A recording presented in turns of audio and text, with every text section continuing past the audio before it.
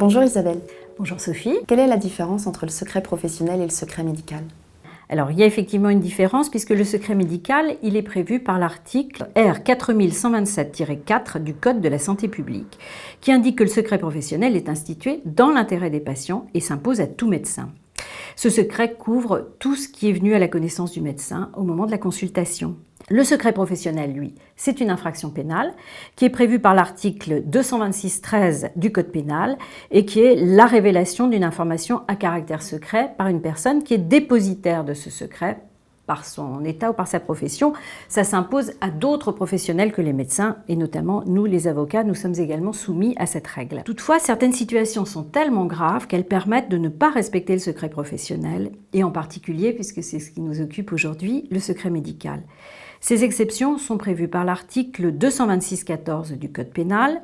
Il s'agit notamment des privations et des sévices, y compris les atteintes et mutilations sexuelles infligées à un mineur ou une personne vulnérable, pense à l'excision par exemple, et puis les violences conjugales et intrafamiliales, selon des modalités que nous allons examiner. C'est un texte récent, issu d'une loi du 30 juillet 2020, qui a été codifié. Est-ce que je peux lever le secret médical en situation de violence conjugale, même si la victime ne souhaite pas dénoncer les faits? Oui, c'est prévu par le texte, qui est l'article 226-14, troisièmement du Code pénal, mais qui précise quand même que l'accord de la victime est préférable. Toutefois, il n'est pas obligatoire, et donc si elle ne donne pas son accord, elle doit quand même être informée du signalement qui a été fait. C'est un peu logique.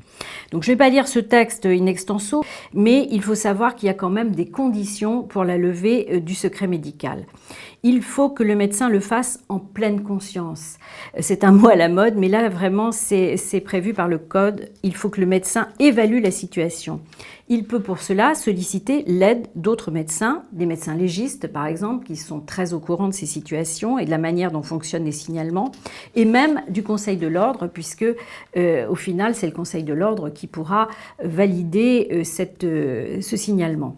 Les violences doivent mettre en danger la vie de la victime. Alors ça ne concerne que les atteintes les plus graves à l'intégrité physique des personnes, les crimes, si on a une suspicion qu'il va y avoir un meurtre ou un assassinat, et puis d'autres atteintes graves à l'intégrité physique ou psychologique. Alors psychologique, bon, c'est difficile parfois à établir, mais qui sont retenues par le vade-mecum qui a été élaboré par le ministère de la Justice, l'Ordre national des médecins et la Haute Autorité de la Santé.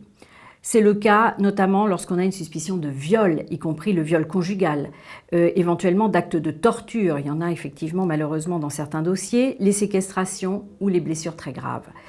La victime doit être majeure. Pour les mineurs, ce sont d'autres textes qui sont applicables et le danger est un danger qualifié par le texte de danger immédiat. Alors sur ce point, on n'a pas vraiment encore d'éléments de définition de cette notion de danger immédiat. Je pense que la jurisprudence la précisera ultérieurement.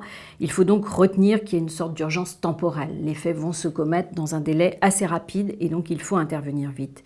Et puis la dernière condition posée par le texte, c'est que la victime n'est pas en mesure de se protéger parce qu'elle est sous l'emprise de l'auteur. Et là encore, pour l'évaluation de cette emprise, le vade-mecum donne une grille qui permet au médecin d'évaluer cette emprise, qui est assez compliquée à faire. Est-ce que je peux, à l'occasion du signalement, donner des informations recueillies sur d'autres membres de la famille dans le cadre de la relation thérapeutique avec le patient? Pas du tout. La levée du secret ne concerne que la victime et le médecin ne peut absolument pas donner d'informations qui concernent d'autres personnes. C'est très très clair et c'est vraiment ce que rappelle l'article 4127-4 du Code de la santé publique que je citais tout à l'heure. Il y a quand même des situations un peu dérogatoires concernant les enfants, mais sur ce point, il y aura une autre vidéo complète qui précisera les exceptions qui sont applicables. En tant que médecin, quels sont les risques liés au signalement ? Alors, si l'accord de la victime n'est pas une obligation pour la levée du secret, on l'a dit tout à l'heure, le consentement de la victime ne suffit pas à justifier la levée de ce secret, qui ne peut être effectué que dans l'intérêt du patient, on l'a rappelé également tout à l'heure. La Cour de cassation indique qu'il y a bien deux notions distinctes. La violation du secret professionnel, qui est une infraction pénale, qui est jugée sur plainte par les juridictions pénales, et il faut savoir, ce qui est plutôt rassurant, que la juridiction judiciaire est plutôt restrictive pour poursuivre les professionnels. Elle ne reconnaît la culpabilité des médecins que pour les faits vraiment les plus graves de violation du secret.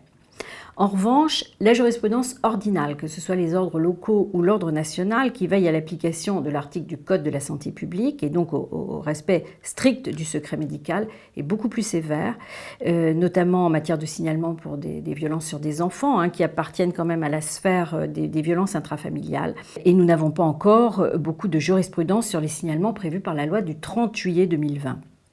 Il y a eu des faits vraiment de dénonciation récurrents, notamment contre des pédopsychiatres, et on peut se dire qu'il y a quand même beaucoup de sévérité de la part des ordres.